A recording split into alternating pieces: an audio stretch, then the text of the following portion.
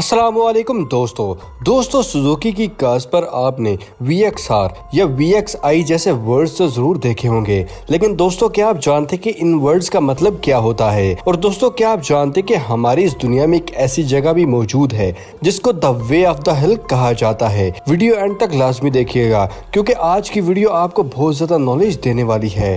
Number 1 दोस्तों, वो भी क्या वक्त था जब बरसात के मौसम में हमारे घर के बाहर से चमकते हुए जुगनू नजर आते थे। लेकिन क्या आपने कभी ये सोचा है कि अब ये जुगनू तो ना होने के बराबर ही नजर आते हैं। दोस्तों जुगनू की आबादी अचानक से ही खत्म होने की वजह से इनके कुदरती ठिकाने तबाह होना है। हरे भरे जंगल जो इंसानों ने अपनी लालच के लिए दरख्तों को काटे गए और अब वहाँ पर कंक्रीट के बड़े बड़े जंगल बन चुके हैं। वही जंगल इन जंगलों का ठिकाना था और जुगनू अपनी कम्युनिकेशन के लिए भी इसी लाइट पर ही डिपेंड करते हैं। साइंटिस्ट का कहना है कि इंसानों की वजह से किए जाने वाला लाइट पोल्यूशन जुगनू के लिए फ्लैश पैटर्न को तबाह करके रख दिया है और इसी रीजन की वजह से जुगनू की आबादी ना होने के बराबर ही है। घर से स्ट्रीट लाइट से और दरख्तों से आने वाली लाइट की वजह से इन जुगनुओं को एक दूसरे तक कम्युनिकेशन करना बहुत ही मुश्किल हो गया है, इसलिए अब हमें ना होने के बराबर जुगनू नजर आते हैं। नंबर 2 दोस्तों, सुजुकी की कार्स पर आपने VXI, LXI या VXR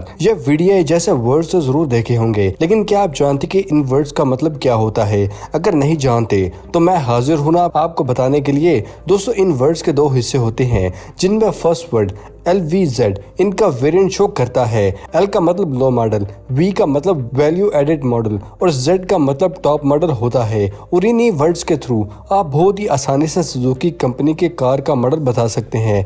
और इन वर्ड्स के दूसरे हिस्से XI और DI का मतलब ये होता है कि इनसे पता चलता है कि गाड़ी में फ्यूल कौन सा डलता है।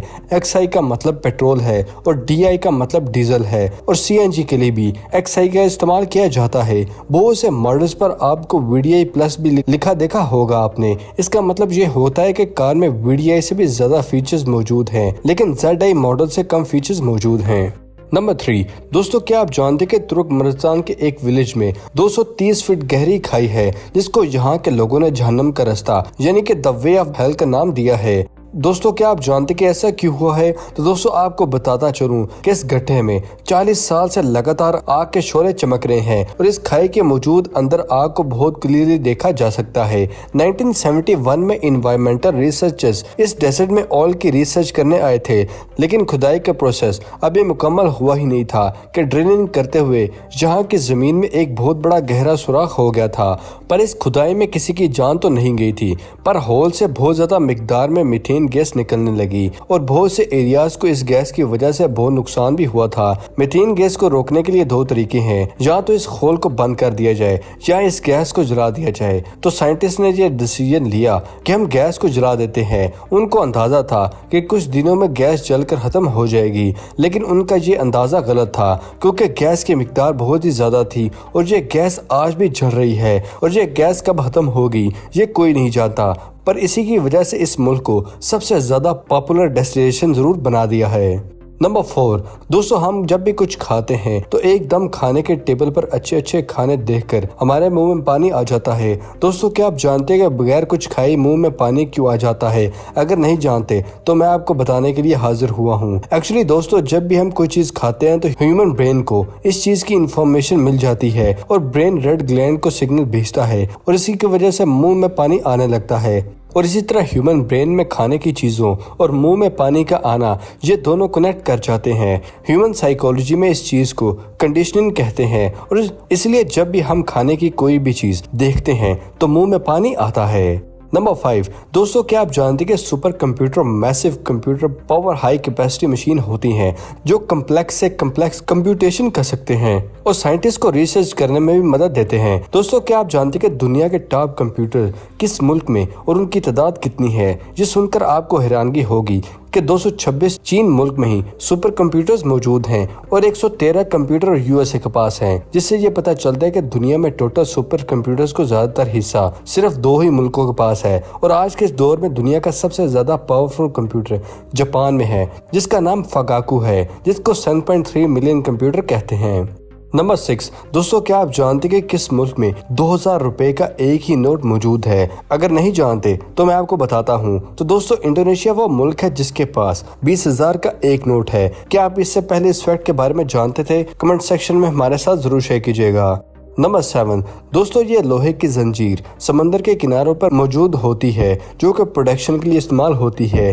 तो दोस्तों, क्या आप जानते हैं कि समंदर की जो लहरों में जो सी सॉल्ट मौजूद होता है उसकी वजह से यह लोहे की जंजीर रस्टेड हो गई है और इस लोहे की जंजीर पर इतना जंग मौजूद है कि ऐसा लगता है कि ये लकड़ी की बना रखी है, जबकि इसके ऊपर रस्ट की बहुत ज्यादा मिकदार मौजूद है। नंबर 8 हार्वर्ड यूनिवर्सिटी की रिसर्च से ये पता चला है कि जब भी कंपनी में अगर बहुत ही इंटेलिजेंट चालाक वर्कर हो जो कि एक दूसरे से हसद करते हैं पर फिर भी कंपनी को टॉप पर लेके जाने के लिए काम कर रहे हैं, ये लोग मतलब टॉक्सिक टाइप वर्कर्स हैं। और किसी कंपनी में अगर कम इंटेलिजेंट लोग हैं लेकिन आपस में कोऑपरेशन बहुत ज्यादा है, लाइक लेस प्रोडक्टिव और मोर कोऑपरेटिव, और इन दोनों सिचुएशन में कंपेयर किया जाए तो कंपनी के फ्यूचर के बारे में बात करें तो जिस कंपनी में कम इंटेलिजेंट लोग होंगे पर आपस में कोऑपरेशन ज्यादा है, इस कैटेगरी की company as compare to highly intelligent staff वाली कंपनी से ज्यादा बूस्ट करेगी और उस कंपनी का फ्यूचर बहुत ज्यादा ब्राइट होगा। इसलिए दोस्तों, नीयत साफ तो मंजिल साफ। नंबर 9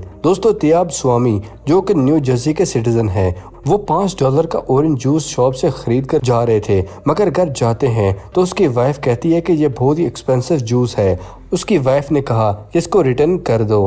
वो शख्स जूस को रिटर्न कर आता है और उस शॉप पर जाता है जो कि उसकी वाइफ ने वो शॉप बताई जो कि $3 की थी और बाकी के पैसों से वो 2 लॉटरी टिकट खरीदता है। और आपको ये जानकर हैरानगी होगी कि उस टिकट से उसने $315 मिलियन जीते थे।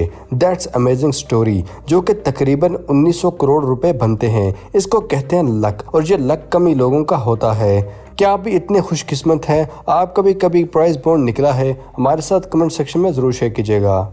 नंबर 10 दोस्तों, आपने ऑल को तो देखा होगा पर दुनिया में बहुत ही यूनिक भी ऑल मौजूद हैं जो कि बाकी उल्लू से बहुत ही अलग होते हैं। उसको ब्लैक बन ऑल कहते हैं जो बहुत ज़्यादा रेयर ऑल हैं और इस ऑल का डिज़ाइन बहुत ही यूनिक होता है और ये ऑल बहुत ही रेयर होते हैं। नंबर 11 अटॉर्नी जेरेड एरम के बारे में क्या आप जानते हैं? अगर नहीं जानते तो गूगल पर सर्च कर ले और इनके बारे में मैं भी आपको बताता चलूं कि इनका लॉ तक का सफ़र कैसा रहा। तो दोस्तों, 10 साल की उम्र में जेल गए थे और उनको ऐसे क्राइम की सज़ा मिली जो उन्होंने किया ही नहीं था। तो उसने जेल में 10 साल लॉ की स्टडी की और लॉ के अकॉर्डिंग ही अपनी सेंस को इम्प्रूव किया और बाहर निकलने के बाद एक लॉयर बना और अब वो लोगों की मदद करता है जो फासली किसी क्राइम में आ जाते हैं जो कि असल में उन्होंने वो क्राइम किया ही नहीं होता अक्सर ऐसा है कि जो क्राइम करता है वो सलाहों के बाहर होता है और जो मासूम होता है वो सलाहों में। देखा जाए तो हम इंसान कितने ही मतलब प्रस्त हैं, अपने आप को बचाने में लगे रहते हैं।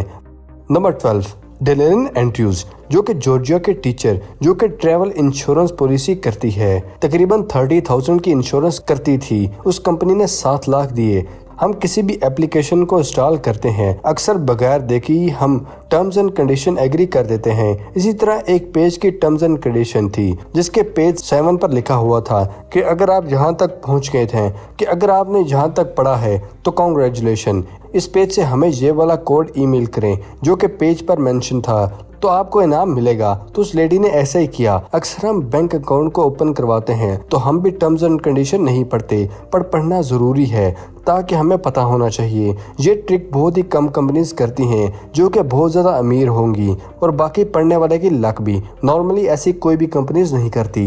नंबर 13 जापान बहुत ही एडवांस कंट्री है और जापान अपनी व्हीकल्स के सिलसिले में बहुत ही एडवांस है। क्या आप जानते हैं कि जापान की ट्रेन्स में बहुत ही यूनिक फीचर्स इस्तेमाल होता है? इनकी ट्रेन्स में सिस्मोमीटर्स मौजूद होते हैं। सिस्मोमीटर्स दोस्तों ऐसे इक्विपमेंट होते हैं जो कि अर्थक्वेक के आने से पहले ही अलर्ट कर देते हैं और कुछ सेकंड या 1 मिनट पहले ही ये इक्विपमेंट अलर्ट कर देते हैं। और अर्थक्वेक आने के बारे में इसलिए लगाए गए हैं क्योंकि अर्थ के आने से ही ट्रेन के एक्सीडेंट के चांसेस बहुत ज़्यादा होते हैं। और इसी तरह 2011 में 11 मार्च को एक जापान के ट्रेन सेमीमीटर ने 8.9 मैग्नीट्यूड का अर्थक्वेक रिकॉर्ड किया था जो कि 12 सेकंड पहले थी और उस सेमीमीटर इक्विपमेंट ने 37 और ट्रेन को भी सिग्नल भेज दिया था। उस दिन सब ट्रेन बच गई थी हादसे होने से, पर एक ट्रेन हादसे का शिकार हुई।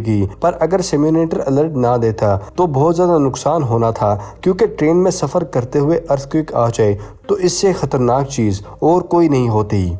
नंबर 14, पर्शियन किंग आगा मोहम्मद खान। इनके दो नौकरों से खूब बहस हो गई। वो किंग से ऊंची आवाज़ में बात कर गए थे, तो ऊंची आवाज़ की वजह से किंग ने दोनों को ही मारने का हुक्म दे दिया था। लेकिन उस दिन मुस्लिम होली डे था, जिसकी वजह से उसकी जान बच गई थी और कहा गया कि अगले दिन इसको फांसी दे दी जाए। रात में दोनों नौकर किंग के कमरे में जाके किंग आगा को मार देते हैं और ये एक रियल स्टोरी है। इसलिए कंपनी अक्सर जब अपने किसी एम्प्लॉय को उसकी गलती की वजह से फायर करती है और कहती है कि तुम्हें कल फायर किया जाएगा, उस कल के दौरान में ही वो कंपनी को बैक फायर करता है। इसलिए कंपनीज ऑन द स्पॉट ही एम्प्लॉय को फायर कर देती हैं। उम्मीद है दोस्तों आपको आज की वीडियो पसंद आई होगी। वीडियो पसंद आने की सूरत में और कुछ न जानने पर वीडियो को लाइक करें, अपने दोस्तों और फैमिली के साथ शेयर करना मत भूलेगा। मिलते हैं अगली वीडियो में, तब तक के लिए अपना और अपने पैरों का ख्याल रखिएगा। शुक्रिया, अल्लाह हाफिज़ दोस्तों।